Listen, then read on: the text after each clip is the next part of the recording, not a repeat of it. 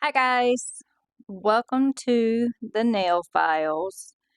Um, I'd like to do a quick shout out to my daughter. She created the intro of the little person walking onto the screen, and she created the outro image that says thanks for watching and subscribe. She also helped me come up with the name, the nail files for this channel. So just proud of my girl. Um, but this is episode 2 of the nail files. My name is Elena. I paint press on nails for myself and my daughter. We have quite a few sets. You guys don't see me wear them in the videos because I don't want to get any of my sets messed up because I reuse them. And I would totally figure out a way to mess up a set if I was wearing them while painting nails. I was getting a cat hair off of this nail, guys. Um, but yeah, so you probably won't see me wearing any of the nail sets in the videos just because I would figure out a way to mess up the set I was wearing if I had them on. Um, and also I like to change them often, and I I use a nail glue that lets me pop them off after about a day or two of wearing them, and they don't mess up my real nails. Because I would have absolutely no nails at all if I wore them like people normally do with the intention of them lasting a long time. You guys know what I mean? Like I would rip off my actual fingernails. I would have just finger nubs. Um anyway, this is episode 2 of the nail files, and we are going to talk about the harvest cult. That's what it was referred to. I'm not sure if that was ever actually the name, official name of it, but it was in Rulo, Nebraska. Oh, also, you on my hand, that's not a bad tattoo. That's hagwa gel. My daughter and I like to play with hagwa gel, so that's what you're seeing. Anyway, so when I was looking up creepy towns, Rulo, Nebraska came up, and it's not necessarily because the town of Rulo is creepy. I mean, there's nothing wrong with the town. That's not what I'm saying. But it came up because it was actually the home of a a cult. It was a religious cult known as the Harvest Cult.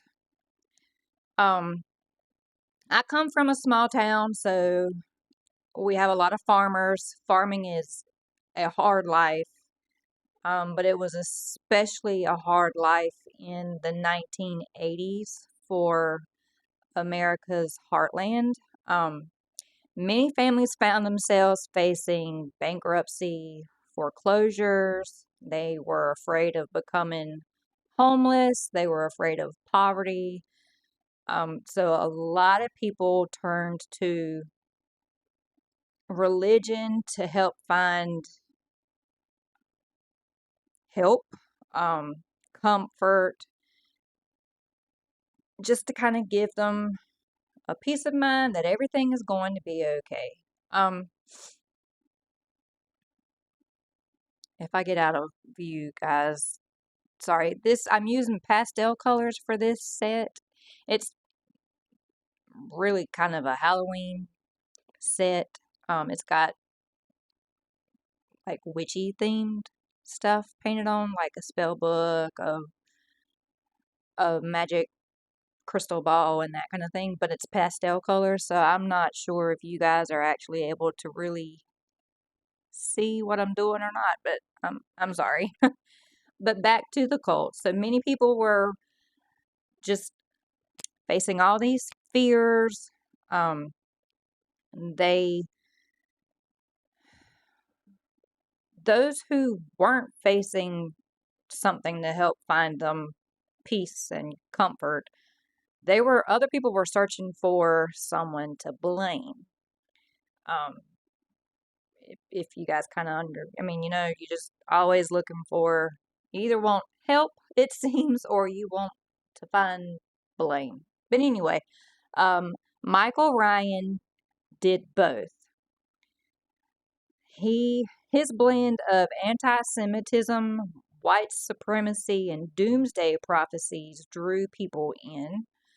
Ryan told his followers that he could speak directly to God, or Yahweh. He referred to him as Yahweh, not God. And that any people who disobeyed him would suffer the worst deaths.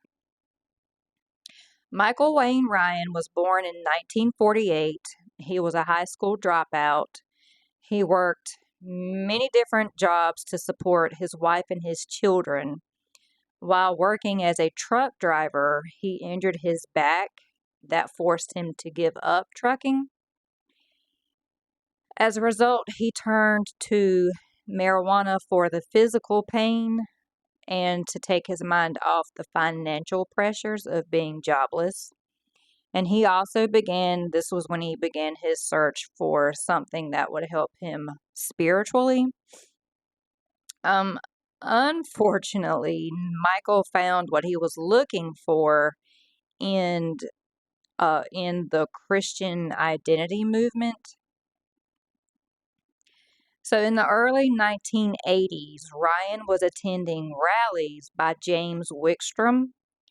Wickstrom preached the Christian identity theology and anti-government sentiments.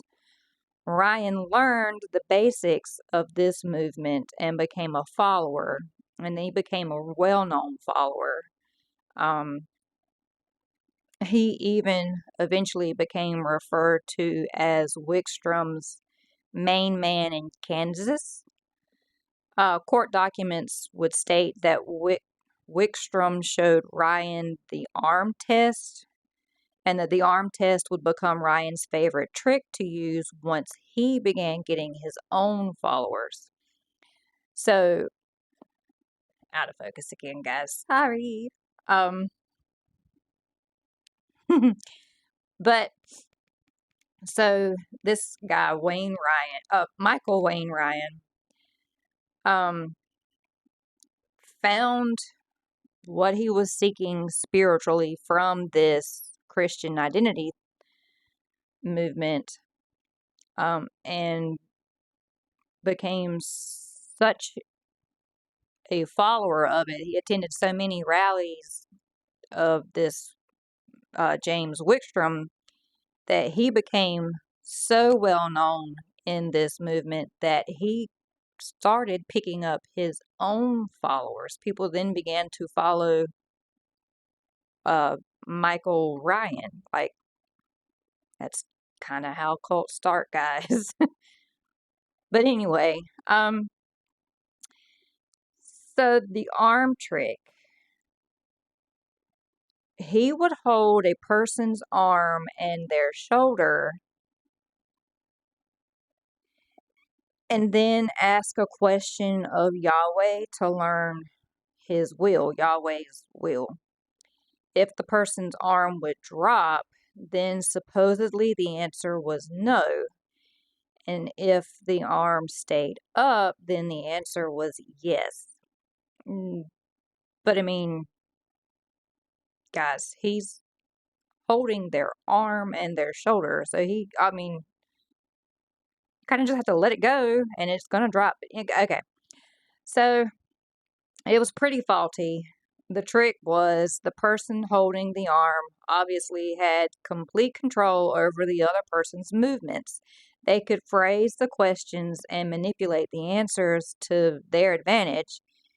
And these people who were looking so desperately for something to cling to in the rough times, they would just believe him like, oh yeah, you're right, you can speak to him. So in the end, Ryan would gain 25 followers. Many of them were children. Like it would be families, and they would have a few children. And so a lot of his 25 followers were children. There was one mother, she was a mother of 5. She ran away from her marriage and she took all of her children. At one of the services, Ryan met, well, I'm going to call him Ryan. His last name is Ryan, but it's Michael Wayne Ryan. So Ryan met hog farmers Rick and Sandra Stice. They had 3 children. Sandra was terminally ill, and the couple had gone to the meetings in search of religious healing. Sandra Stice died in 1983. The Stice's hog farm was in Rulo, Nebraska. After Sandra's death, Rick invited Ryan's family, and all of Ryan's followers to move onto the 80-acre hog farm. On the farm, they would study the Bible, smoke pot, collect weapons to prepare for Armageddon. It's always Armageddon, y'all. Like, it's always Armageddon. But anyway, so Ryan began telling his followers that he was possessed by the archangel Michael. This is who, according to the Bible, leads the army of God against Satan during the second coming of Jesus. Kind of a handy guy to be possessed by when you're preparing your followers for Armageddon. I'm sorry. I laugh at inappropriate things because just come on, y'all. Anyway, sorry. Ryan said that Yahweh told him to take multiple wives, and he ended up with 4. It's always Armageddon. It is always multiple wives. Always. So Michael Ryan told Stice, the pig farmer, that he could no longer raise pigs, that they weren't kosher. So in order to financially support themselves, the cult would actually steal farm equipment and cattle. And this is how they got all of their money that they needed to buy all the guns and ammos to prepare for Armageddon. So here's where we really start to get off the rails. I mean, we were off the rails, but we're going to go really far left now. So in early 1985, 2 cult members, 26-year-old James Tim and Rick Stice, the owner of the farm, began to express doubts about the arm tests. You know, it's like they woke up and they were like, hey, wait a minute. I think you can trick us with that. I mean, so yeah. So court documents state that Tim and Stice were then demoted to slaves in this cult. I mean, it's a cult. They don't call themselves a cult, but it's a cult. And as punishment for questioning Ryan, who you guys happen to call himselves the group's king, Tim and Stice were forced to sleep chained to a porch, and they were forced to do things to a poor goat, as well as do things to each other. You know what I'm saying by things. There was also another form of punishment, but it involves a minor, so I'm not gonna say what it is here. If you want to know about anything that I talk about in these videos, you can go look them up. But so just insert some, doesn't take a lot of imagination, but some imagination here. It involved a minor. There you go. Ryan seemed to really hate Stice. Like, he seemed to really hate Rick Stice. And he really went after him with the punishments by torturing Luke Stice, which is Rick Stice.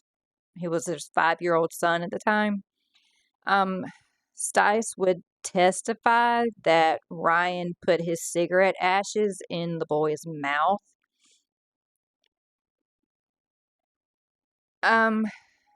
Spit on him, and just some other things.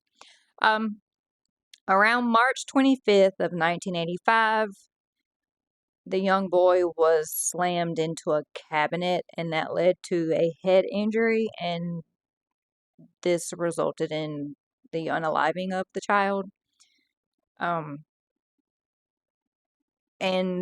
Ryan then ordered Rick Stice and James Tim to bury the child in a shallow, unmarked grave.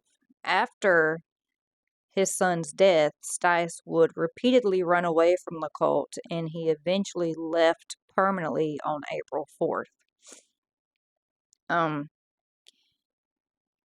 They tortured this child as a means to punish his father.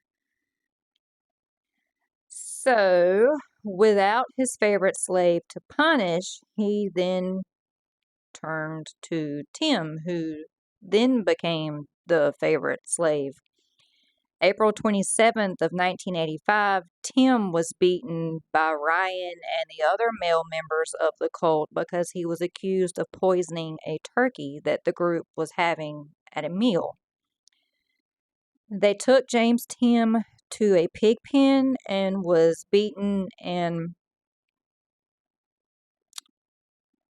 assaulted for days before they finally murdered him. James Tim was also buried in an unmarked grave.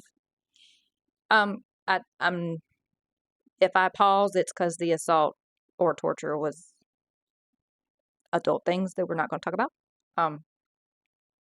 June of that year, 2 cult members, James Haverkamp and Andreas, were arrested for stealing farm machinery. The farm was then raided, and authorities found weapons that included 150,000 rounds of ammo and over $250,000 worth of stolen property.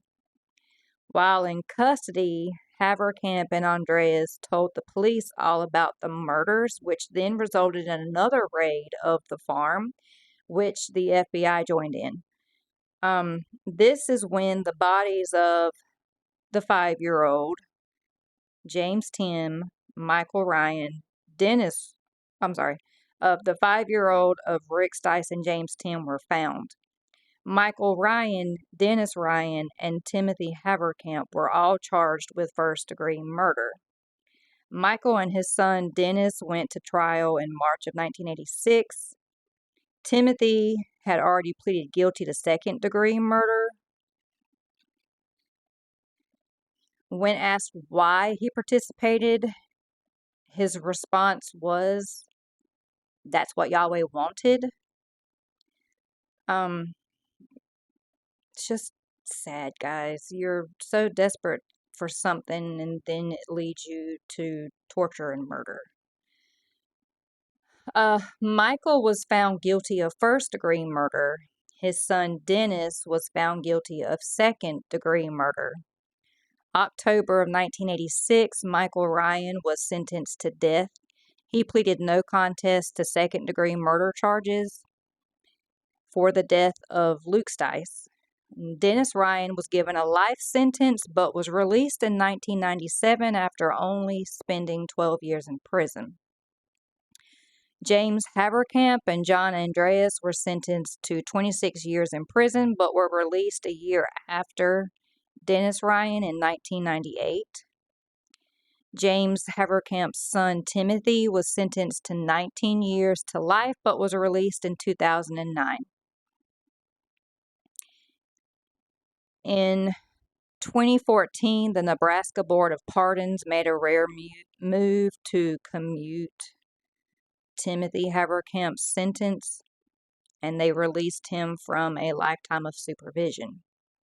So Michael Ryan, the man that started all of it, died on death row on May 24th of 2015. He had spent almost 30 years in prison, had several stays of execution, died at the age of 66 from cancer. When his son Dennis was told that his father was dying, Dennis stated, "Best for everybody, good riddance, flush him down the toilet for all I care." Dennis hadn't spoken to his father since their arrest and convictions, which you guys can't blame him. Just not a good thing to oh. So these poor people who were looking for something when they were desperate thought they had found it, and it led to torture and murder and stealing. It's just bad situation. But that is the harvest cult of Rulo, Nebraska. If you guys have any creepy stories, true crime, mysteries, or nail design ideas, feel free to leave them in the comments. Let me know. If I use anything, I will, of course, shout it out in the YouTube video that I use it in. As always, a lot of my nail designs come from Pinterest. I will include the creator that I will do my best to find the original creator.